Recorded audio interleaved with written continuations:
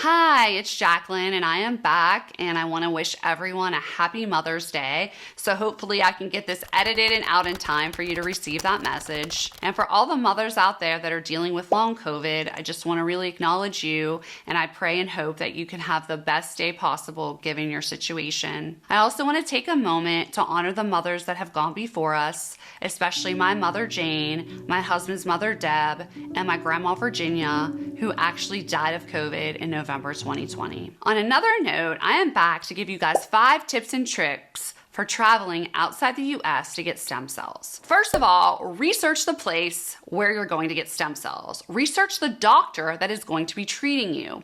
It is very important to know the doctor's credentials. Where did the doctor go to medical school? How long has the doctor been doing stem cells? What's their experience with the stem cells? So I think that is all really important information, is who is the doctor you're going to be seeing. It's a little bit easier here in the US. You can kind of go on Yelp and just search around and you can get a lot of information about doctors. But it doesn't seem quite so easy when I was researching doctors outside of the country. But if you put their name in a Google search, you still should be able to get some information on the doctor. It's a little bit different everywhere you go. Doctors were very accessible actually here in the US. I was able to do 2 phone consultations with doctors, and they were able to tell me what they thought I needed, how many stem cells, what kind of stem cells, what the cost of the stem cells were, in about a 20-minute conversation without having to pay anything, without any commitment. Sometimes it's not quite that easy to have that access to the doctor, but I would say just look around and try to get as much information as you can about the doctor that's going to be treating you. Next is going to be the type of stem cells that you're going to be getting. And what's also important is the lab in which those stem cells are coming from. It can be a little interesting trying to research a lab. I would say try to talk to as many physicians as you can in an area and ask them what lab that they use. What type of cells do they use? Are these stem cells tested for viruses? They should have a list of all the viruses that the stem cells are tested for to make sure that you're getting clean and pure stem cells. There are many different kinds of stem cells. Umbilical stem cells, placental stem cells. So you really want to make sure when you are comparing that you are comparing apples to apples. What type of stem cells am I getting?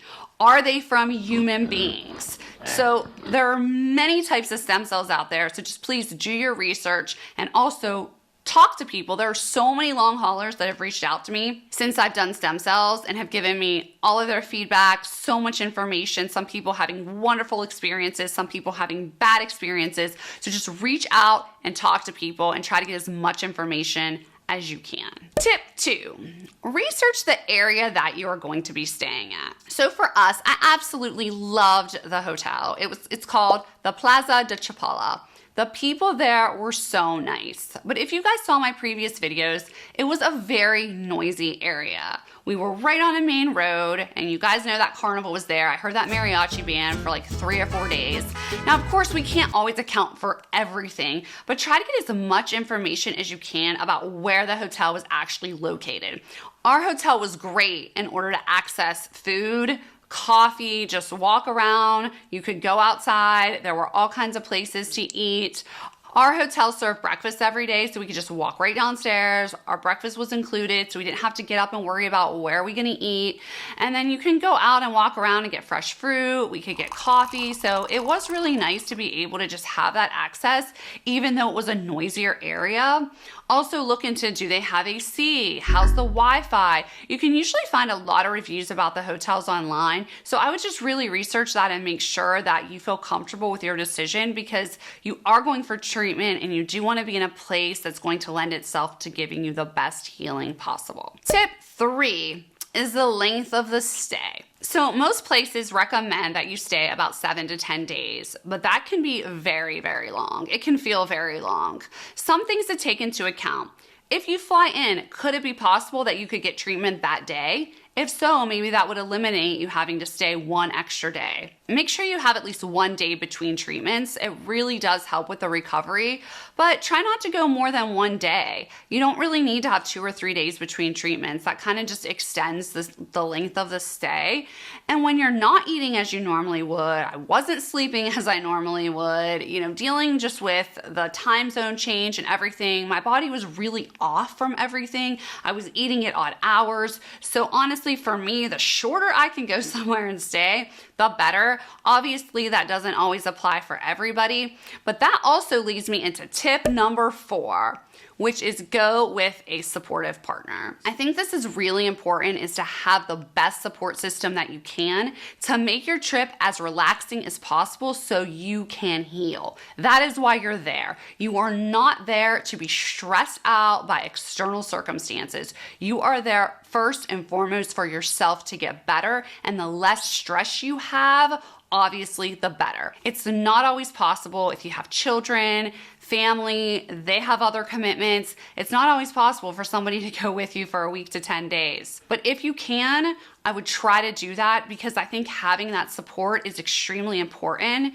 It reduces the anxiety. When I was at the airport alone and my flight was canceled, I was so anxious, and it really would have been nice to have that extra support there. So ideally, somebody that is not receiving treatment as well, so that they can be there 100% for you. Lastly, tip number 5 is establishing a good relationship with a driver.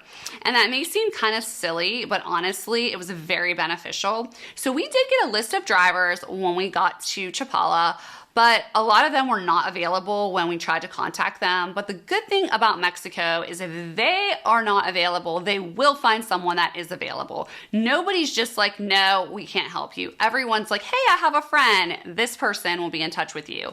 So we were able to actually meet 2 great drivers that spoke fluent English that were able to pretty much take us around the entire time we were there. And it is a sense of relief when you have someone that speaks English. They actually ordered food for us. They went and picked up the food for us and delivered it to us. They went and drove us to our treatment, and they waited outside. The first time we had treatment, it was 4 hours. They waited outside for us to take us back from Guadalajara back to Chapala. And he also came at like 4:30 in the morning to take us to the airport. So it was really amazing having those relationships. That makes it much less stressful. So hopefully these tips are helpful for you guys. If there's any other information that I can provide to you, or I can help you in any way, please leave a comment below. And again, I hope you all have a happy Mother's Day to all the mothers out there. And as you guys can see, I do have 2 little boys that will pop on here next, and they are the reason that makes this day so special for me. So until next time, peace. Happy Mother's Day! Like and subscribe. For all the mamas, love you, Mama.